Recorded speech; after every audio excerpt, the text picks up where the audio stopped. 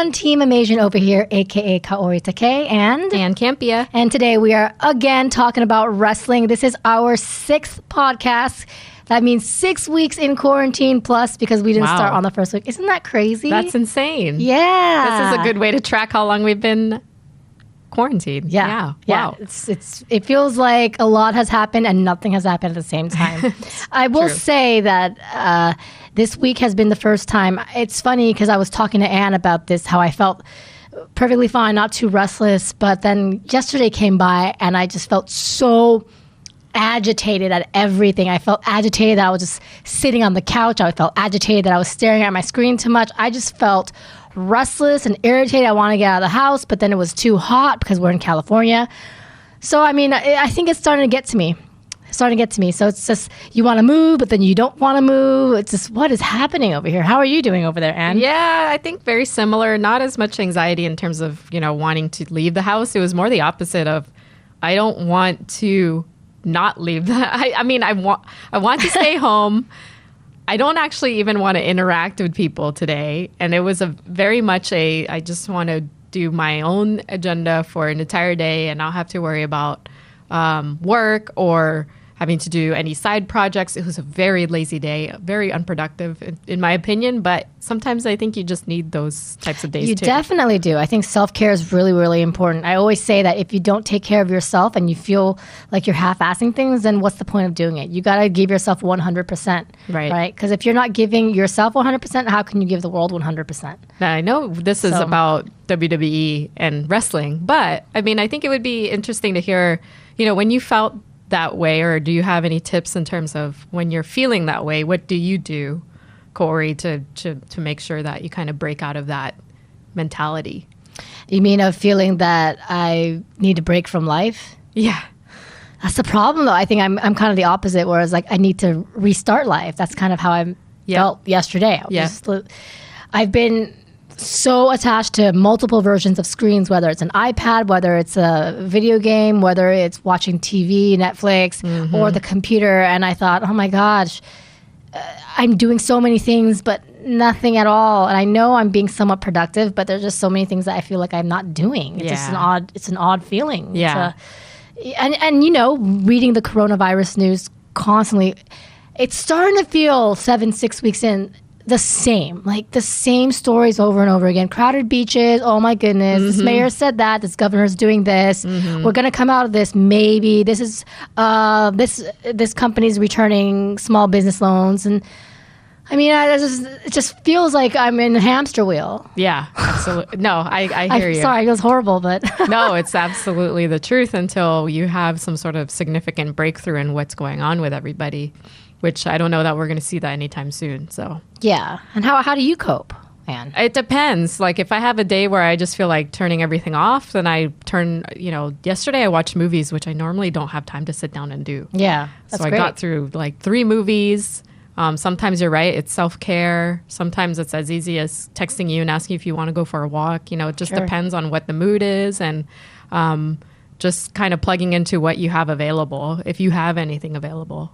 Yeah, for sure. And I think this is trying to be positive. This is a very good time to kind of self-reflect and ask yourself, what do you want to do? What are your goals? And is your present life directed in the same direction as you should be going or you want to? So. Right. But yeah, I hope everyone's doing safe, and go ahead and comment and let us know, what are you guys doing for self-care, taking care of your livelihood during this quarantine, and how are you guys feeling? I hope you guys are keeping your morale up. I know it's not easy for everybody, and I know I'm saying a lot of things, but I'm just a little restless, but just try to stay positive, I guess. I agree. It's hard. Or the segue here is maybe wrestling's your outlet. Yeah. Right? Very true. Maybe you've been kind of detached as a fan, and now that you have time, maybe now is the time to catch up on the network, watch some old wrestling matches, watch some old WrestleManias. Maybe that's the way you can escape too. Yeah, for sure.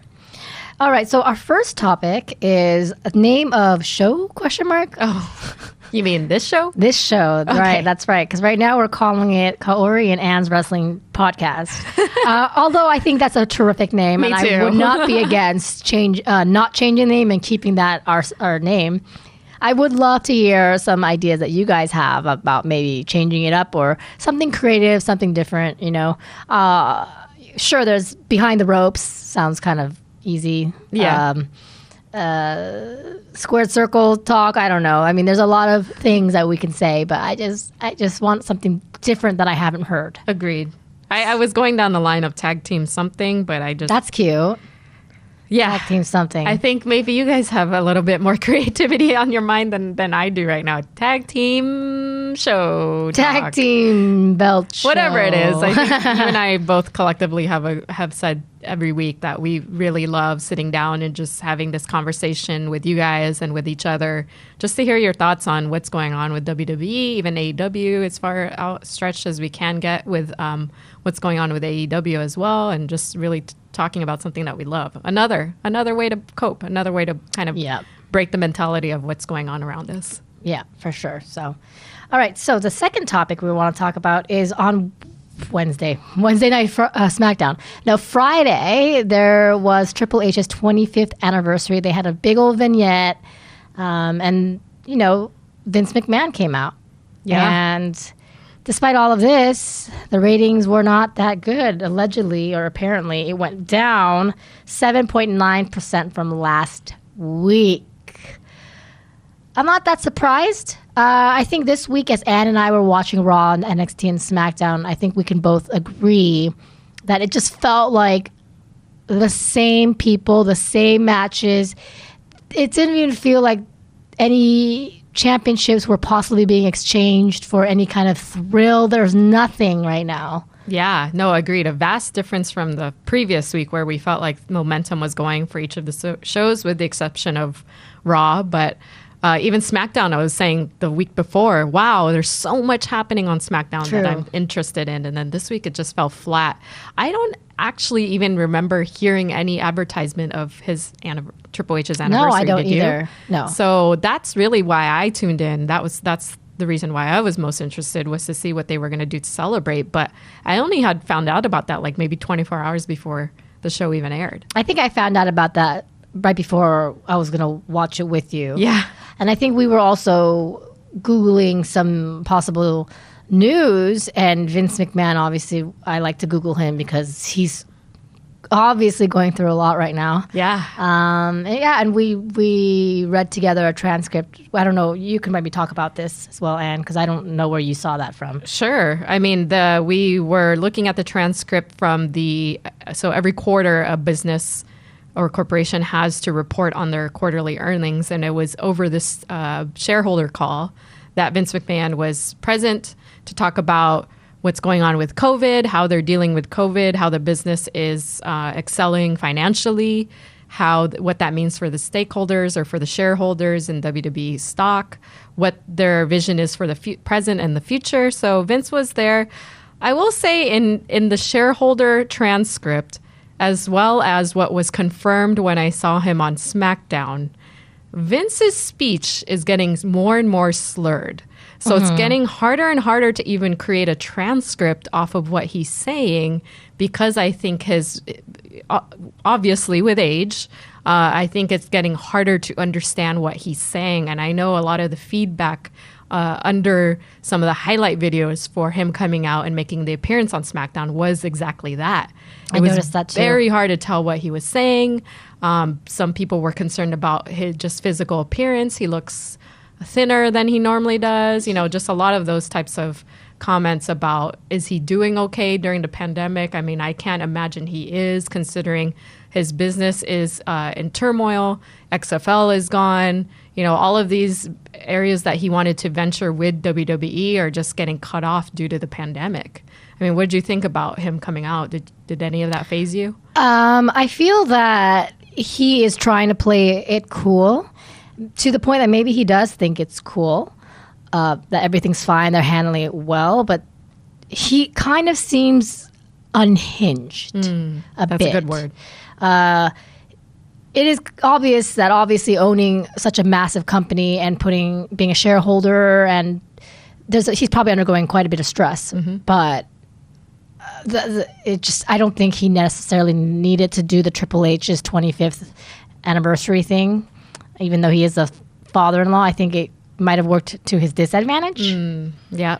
And I know people want to hear more from him considering the situation, but there are hearsays that he's a little, again, unhinged, I guess. Yeah. No, that is a fantastic word. And I think that's kind of the impression I got as well. And in the current climate where you just laid off several people in the last few weeks, you're struggling with your business. He came out. I'm glad to see him come out. But then the commentary between him and Triple H when he's trying to joke around and it just felt a little awkward to me. Like, this is not the right time. If he came out to do like a formal address, a state of the business, you know, with the audience, with the fans to say, this is what's going on. I'm, you know, trying to put my best foot forward for the future of WWE. You know, just something a little bit more sympathetic to what the current climate is.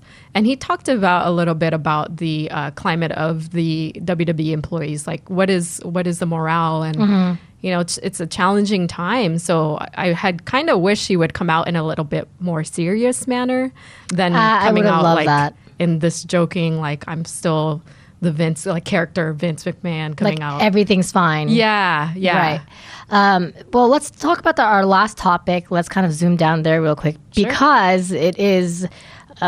In relation to the conversation we were just having, it's a report that Vince McMahon's new attitude at SmackDown following the XFL and WrestleMania Tampa cancellation kind of is indicative of what he's going through, and as a result, what everyone who's working with him is going through. Apparently, you know, there's a screenshot where the message of someone who that works with him says, that is what he's been like the last 2 weeks or so I'm seeing. Thinking this pandemic, Mania canceled, XFL, getting killed has finally got to him and he's at the fuck it part of all. Screw it, Vince could be wild.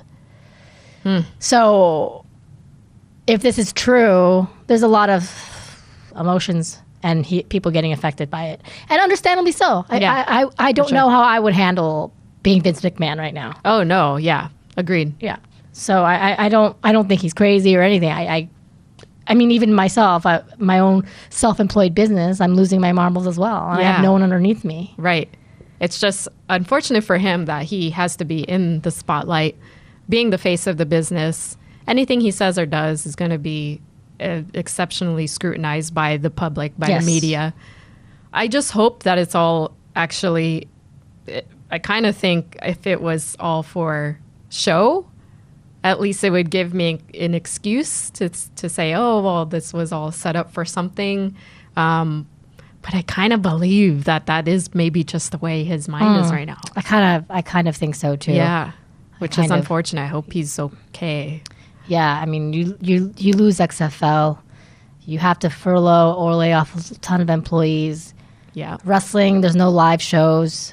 I mean, it's just a climate that no one could have ever expected any of their businesses to be going through. You know, driving around LA and you see all these restaurants close and you think, oh, why are these restaurants closed? Are they not essential? But I think technically restaurants are essential business, but these people can't afford to stay up. And that's just sad. Yeah, sad. I know. And the same goes for anything related to wrestling. And I think people are itching for sports news, sports anything, right? But it's the same thing. And so what they're saying is, you know, SmackDown was competing with the NFL draft. Oh. So as people are so thirsty for anything sports related, you know, if you have Friday Night SmackDown versus even day 2 of an NFL draft, you might be losing a lot of your viewership just because those fans are just so thirsty for anything that's maybe not wrestling related. Yeah. Alrighty. Well, let's move on to some rumors that were heard around the mill. The WWE rumors and a little bit of AEW rumors as well. So Roman Reigns was going to do a podcast. He might have done it this past Sunday and announced something. Do you remember that, Anne? I did. And I looked for it today and could not find it. So I don't know if he announced something or didn't. If you guys see it, go ahead and link it below or let us know what you heard. I suspect it's nothing detrimental to his WWE career or else we would have seen it. No. Right? No. So what I what I'm going to guess is that he's proposing to me. No, just kidding. I'm That'd going be to crazy. guess. What I'm going to guess is that his life coach slash personal trainer, he might be syncing up a project with him. Yeah. You know, you guys could see if you're following his trainer or Roman that he's actually physically been getting stronger, which is a great look, you know, considering he just had leukemia. He's, you know, going through those treatments, getting over cancer. Wow. Yeah.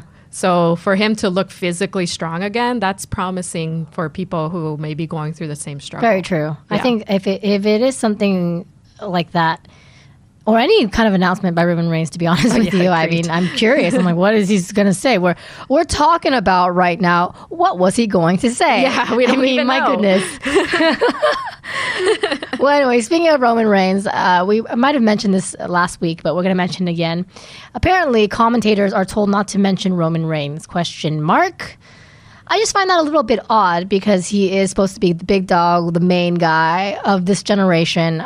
They've been force feeding him, pushing him. No matter what, he's always winning. As soon as he's in a match, most probably he's going to win unless they want to help give another person a push. And it's not going to be detrimental to Roman Reigns whatsoever. Right. But as soon as he decides he doesn't want to do WrestleMania for his health, he's not to be mentioned. I don't understand the reasoning behind it. I'm sure there's something logical, but to me, it just boggles my mind. What do you think, Anne? Same. I mean, as far as WWE history goes, I feel like maybe we said this last week, but I'm also not surprised that this type of passive aggressive kind of action is being taken. I think that was a good word to use last week, but I don't know. I think there's a better way to do business. There's a better way to market yourselves in this climate. And if it is true that they're just saying, let's just not even mention him, that's kind of fucked up, to be honest with you. Right. Like, again, I've seen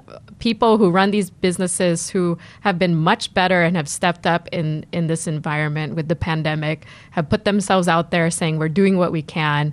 You know, the reality is for Roman Reigns, he's doing what he can for his family. People don't know about, you know, he has kids, he has twins on the way. He might have elderly people that live with him. There's all these other factors he has to consider. He's also autoimmune deficient. So when a big decision like that has to come forth, as the business that's employing him, the best thing you could do is say, yes, we support you, Roman. We're gonna be here for you no matter what. Yeah. But it's the opposite. It's let's just not talk about him. Let's not mention him. It just feels like they do that quite often.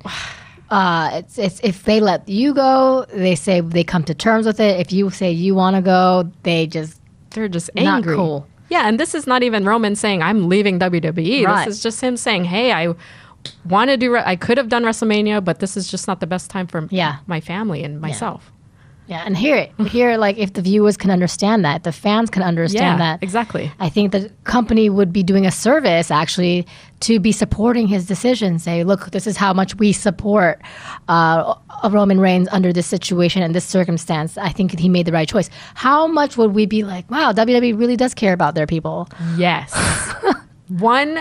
Even one person from the top saying just a brief statement about either addressing Roman or addressing what's going on in that type of manner would go so far with the fans right now. Yeah, we want to feel a connection. We don't need the carbon, blah, blah, blah, has come to terms with the release of blah. It's like, okay, gosh, like template time. Anyway, so speaking of releases, Sarah Logan was one of the people that were were released a few weeks ago, and there are rumors that she might not fully be let go or she might be coming back because a lot of the backstage mumbo jumbo were fighting for her to come back. What do you think, Anne? I mean, we just watched a match with her, right? Like the week before? Yeah, I think that week when she left. And which wasn't too bad. I think she's been having this like feud with Shayna. So I don't know. There's just so many people deep in the roster that got cut that it's like, who's to say this person's worth saving more than the other person? I do think from a storyline perspective, she did have something going on that was active. Yes. So it makes sense from that perspective to keep her around. But I don't know. Do you think she's actually gone? I think Yes, but I think she's also, if she's not gone, she won't necessarily be there that long. It's not that she's a bad wrestler or anything, but she might have more opportunity to shine in the indies, maybe AEW, because as soon as she came up with the Riot Squad, she was the one of the three that was always losing, you know? Yeah. And Shayna versus her, you know what I mean? Yep. It's just interesting because I know some people from NXT got released, but you think, man, maybe I would have been safer if I was in the developmental center versus on the main roster. Right. Right? Because then we still see a crap ton of change and motion in NXT. Agreed, yeah. To this day, we're like, who's that? Oh, this person. Oh, yes. New It's like, person. it feels new all the time. So you're thinking, were these people more protected? So are they going to really bring a band of fresh faces when all this goes down? It's just interesting how this all functions. Yeah. I don't know. And how they draw the line, right? On the roster sheet. You know, how do they say Sarah stays and somebody else has to go? I'm not sure how they're making that evaluation. At the end of the day, they're going to do what they want. And if they decide Sarah can stay, it's probably because they found something for her that works. But yeah. I don't think that what she was doing now, it's not that it doesn't work, but it wasn't enough to keep her as an impressionable staple. Right. Is what I'm saying. Right. Yeah. All right. Then the next rumor mill situation, we have Cesaro and Dolph Ziggler, who are allegedly not popular with management. This is an interesting one because they've both been on the main roster for a long time. Yep. Cesaro is one of my favorites, as you know. And Dolph Ziggler has been there even longer. And people get so frustrated because they think that he's just the elevated mid-card guy and never really gets his chance. But he does, and he just never really wins or doesn't stay champion for long. What do you think? Yeah, and what do you guys think? But Anne, what do you think? Yeah, more importantly, what do you guys think? Yeah. But I'm surprised because for somebody like Cesaro, for example, who's been around for a while, both of them have been around for a while. For them to have maintained the status that they have, agreed, they haven't really moved from that mid card. Like they haven't really progressed up, but they haven't really dropped below it either. It's just kind of just been maintaining at the same level. For that to be true, I'm just surprised that has gone on for so long. Because normally, if you're like pissing somebody off, or if you're not a favorite of somebody and that has control over the production and the storylines and stuff like that, we see them go away. See, and that's the thing that's tragic. But it's funny that although this sounds like a popularity contest and who you're schmoozing, it's the way the entertainment industry works. Yeah. That's a huge reason why I needed to take a break from it, because I was just surrounded by people who were complete jerks to one person, completely sweetheart to the other person. And they make it to the top because they did it to the right people. And then you see people on social media being like, oh, this person's a lovely person. It's like, oh my God, if you only knew, right? Yeah. Like, and you see this all the time. Yep. All the time. And from what I understand, from what I'm reading, I don't know Cesaro personally. I don't know Dolph Ziggler personally, but WWE's not happy with Ziggler because he doesn't promote them as much as they wish he would. Okay.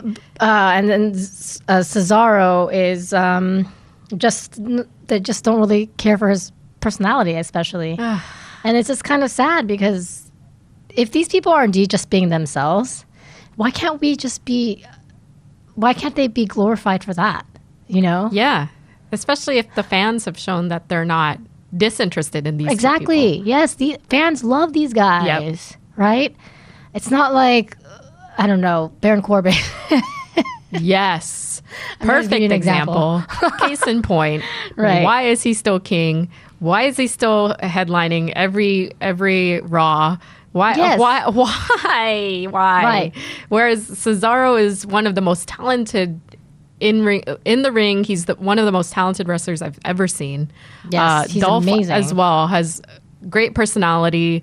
I like the storyline that's happening with him right now, even though it's a tag team between him and the females. Yeah. But still, like it's something to be interested in. Where Baron Corbin, I'm sorry, I'm just Yeah, I mean, there's nothing appealing there's really about what's nothing. going on with When him. he comes in, it's just like a backstage hustle. Yeah. Really, that's it. Just feels like I don't work for any of them, so I wouldn't know. Right. And all of these are just rumor mill things. So it could be that these are just rumors and that's that. It just feels like the environment working for WWE would be very much like a high school popularity contest. And that's what it looks like from us, Yeah, the on the outsiders. outside, yeah. You know, it completely looks like that, and it's kind of, what's the word? I don't want to use the word turn off, but it's like a turn off. Yeah, it's just unfortunate. You don't want to see that type of environment, especially in this global business Right. that's right. publicly traded. Like you, Yeah, you know what I mean? And it's like, oh wait, being an outsider is cool. Well, then let's bring that person up for a little bit. Right. It's very feeds into what's popular and not just what is. Right. And that's frustrating. Big example, China not being able to make it to the Hall of Fame. As soon as she passes away, Hall of Fame. I know. Like, what? Yeah. Like, I just think that every time someone, not every time, but a lot of times someone is championed for who they are and they weren't before, it's only because it works for their advantage, you know? I think you kind of see that with some wrestlers as well. Like, I think Bautista, yeah, he was awesome, but I think they're giving him a lot more power now because he's kind of a successful wrestling star, a movie star, kind of. I'm not going to say yes. Right. Not that he wasn't a good wrestler. He was, but I think he now has more leeway than he used to. Oh, for sure. Is what I'm saying. Yep. Like he has more say. I could see that. Yeah. Obviously, this is my word against fact, so I don't know. I'm just giving you opinions. Rumor mill. Yep. Okay. So, and then finally, the tidbit here is that AEW has a reaction to the WWE roster cuts. According to Fightful Select of Ross Sapp, he said there was a lot of unease among AEW stars after WWE executed their mass layoffs. But he said that Tony Khan has been an exceptional leader through it all and has taken care of his talent. I'm not sure who Tony Khan is. Do you know? I am. He is the president of AEW. There it is. Okay.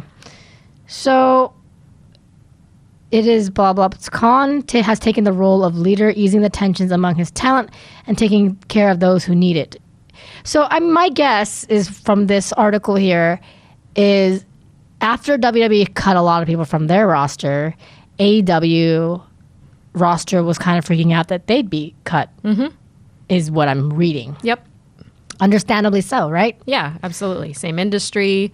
AEW is much younger than WWE. I don't know how deep their pockets are. It's just, there's, of course, if you work in any other industries and you see that, automotive or whatever, you see that start to get hit by pandemic.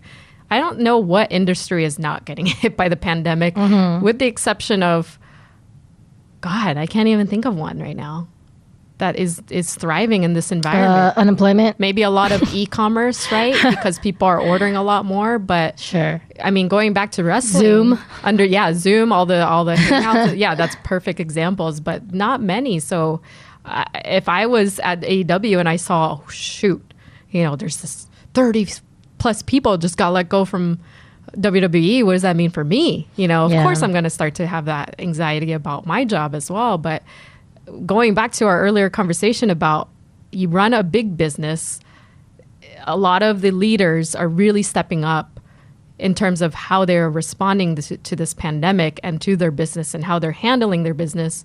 And Tony Khan is a perfect example of somebody who is understanding of the employees in this environment. I don't know the details of what he's able to supply to the employees, whether it's, extra stimulus or whatever to those that are struggling to make financial ends meet.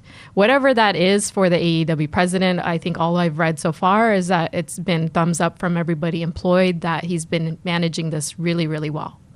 I'm hearing just in general that wrestlers are, as a whole, a lot happier in AEW. I just feel that that's just kind of the natural progression of working in smaller companies versus bigger companies, right? You have big fish, small pond, or small pond, big fish, small fish, big pond, right? So it's kind of what you flourish in, what you decide it works for you better. In this case, a lot of the small fish didn't want to stay or weren't allowed to stay in the big pond. That's true too. Like they didn't even have a choice, right? Yeah, right. I think we won't really know for all of these businesses what the end result is going to be until Q4 or maybe Q1 of next 2021. It's really where you're going to see this financial impact of what's happening to us right now. But again, it's just who's stepping up, who's making those decisions for their people, or who's making the decisions for their business. And it's very clear just across any industry, you know, which companies are being renowned for their reaction to this and which ones are getting negative feedback because they're not doing anything for their employees. Yeah.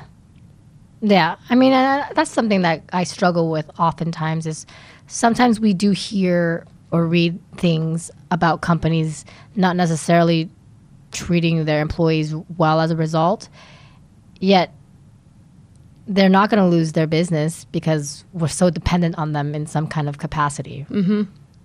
Like Uber's an example. I don't know anything about Uber. I'm just giving you like a fluff example. Like imagine like we found out Uber treated their employees like shit, didn't do this, didn't do that.